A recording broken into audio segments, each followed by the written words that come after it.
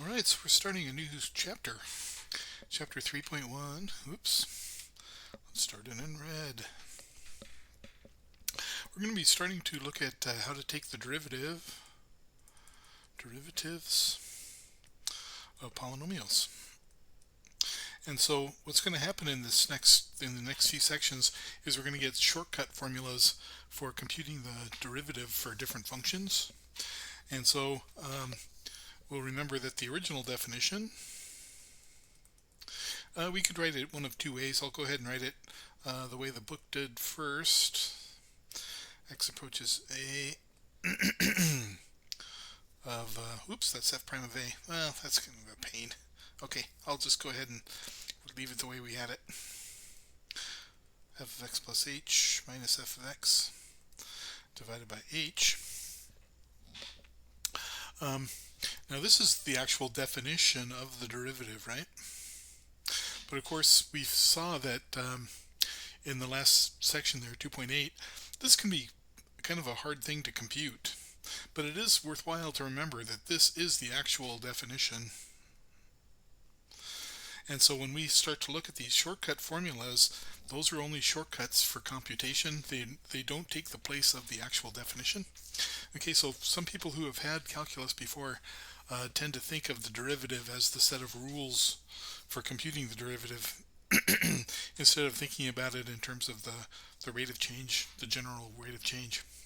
Okay, so let's just take a look, and with the idea in mind that we're looking for a shortcut, suppose I have, how about just a constant function, f of x equals c.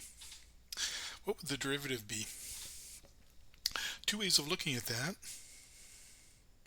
One way of looking at that is to notice that the constant function is just a horizontal line. And we remember that the derivative is the slope of the tangent line. And of course, if we already have a line, the tangent line is the line itself. And so the slope of the tangent line here would be 0. So in this case, f prime of x is equal to 0. Of course, it's not too hard to go ahead and just compute it using the definition as well, because f of x plus h would just be c again, right? F of x would be c divided by h is, oops, I forgot my limit, 0 over h, limit, equals 0. Good. So either way, if f of x is just a constant, then you just get 0. How about if f of x is, how about something like just x? Then again, if we look at our line, right, that's going to have slope 1. And so we expect the derivative to be equal to 1. And in fact, that is true. And in fact, putting these two together, if f of x is equal to a line mx plus b, then what is f prime of x? That would just be the slope, which in this case is bm. Good.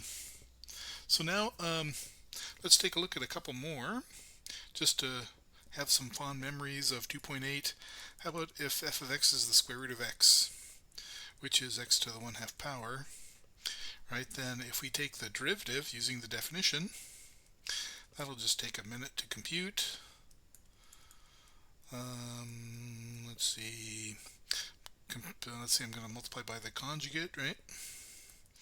Multiply by the conjugate, multiply by the conjugate, multiply by the conjugate. Very good. Limit as h goes to 0. Top is going to be x plus h minus x. And then the bottom is going to be h times r square root plus r square root. Good. X's cancel first. And now our h's will cancel. And that leaves a 1 in the numerator. And then when I plug in h equals 0, I get 1 over 2 square roots of x, or 1/2 x to the minus 1/2. Very good. All right. Let's try one more, just for fun. How about x squared? In this case, oops, where am I going?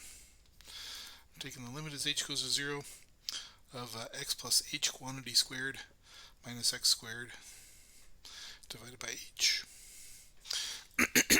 So if we just multiply that out, that's x squared plus xh plus h squared minus x squared, all divided by h. So it looks like the x squareds cancel. I can factor out an h, right? And if I do that, those cancel with that, right? If I plug in h equals 0 now, I just get, oops, I don't get the right answer is what I don't get. That's a 2xh. Oops, got to be careful with that because I already know what the answer is supposed to be. Okay, good. So careful when you're multiplying that out. If you didn't catch what just happened, right, when I FOILed that out, I forgot to put a 2 there. Okay. So let's write down what we have so far. If f of x, in fact, let me write a little table. If f of x is the certain formula here, f prime will be our formula. If we have c, then we got 0. If we have x, we got a 1. If we got x to the 1/2, we saw that it was 1/2 x to the minus 1/2. Similarly, if we have x squared, we just showed that we have 2x. And now I'm going to just write down a few, see if you can figure out what the general formula will be. If we have x cubed, and I do the same computation, I would end up with a 3x squared for the derivative. And if I have an x to the minus 1 power, I would end up with minus x to the minus 2. So I wonder, do you see what the general pattern is going to be? If f of x equals x to the n power, f prime of x, it looks like this exponent is going to drop down in front, right? So that means I'm going to have an n in the front. And then what do I need to do with the power? Well, in each case, like in this case, I went from 1/2 to minus 1/2, from 2 to 1, from 3 to 2, from minus 1 to minus 2. So that's going to be, I'm subtracting 1 from the exponent, right? So that's going to be an n minus 1. And here we go. This is called the power rule. Okay? And so now we can integrate, we can differentiate x to the n power, where n is just any, actually this works for any real number, but our formulas usually just prove it for n being a positive integer. But you saw here that it worked for like a 1/2. Okay, that's our main rule for today. By the way, does this kind of work with x to the 0 power if we have a constant? If we have x to the 0 power, the 0 would drop down in front, and then that would be an x to the minus 1. And so 0 times anything is 0, so it actually does still work for the 0 as well. Although a lot of times we'll list the constant separately. Okay, good. Now I want to see if a couple of general formulas before we look at some more specific ones. I want to find how to differentiate a sum of two functions. So I'm going to abbreviate that with a prime notation of the sum. And so we see that that is going to be, using the definition, the limit as h goes to 0 of f of x plus h plus g of x plus h, right? Minus f of x plus g of x, all divided by h. And notice that I can rewrite this. I can group things together so that I have f of x plus h minus f of x, and then divided by h, plus, oops, that should be a plus there, shouldn't it? G of x plus h minus g of x divided by h. And now the limit of a sum is the sum of the limit as long as those limits exist, and I will assume that f is differentiable, and I will assume that g is also differentiable in order for this to work. because otherwise I wouldn't be looking for the formula. Good. And so what we see here is that if you take the derivative of a sum, that's the same thing as taking the sum of the derivatives. And this is called the sum rule.